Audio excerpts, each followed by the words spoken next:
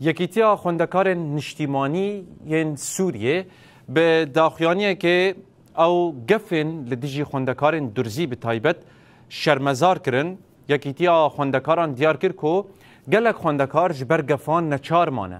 Him ji xaniyê zanîngehê him jî ji Şamê bi temamî derkevin. Hem wextî wê jî daxwaz ji hikûmeta Şamê an got desthilata Şamê kirin ku tedbîrên lezgîn bigirin da ku ewlehiya xwendekaran were parastin û yekîtiya niştimanî jî li wê derê pêk were. إننا كاتحاد الطلبة الوطنيين السوريين نستنكر بأشد العبارات ما يتعرض له الطلاب الدرز من تهديدات طائفية. ام وکی یکیتیا خوندکارên نتویya Sûriyê bi tundî gefên mezhebiyên sîstematîk ên ku xwendekarên Durzî rastî wan tên şermezar dikin.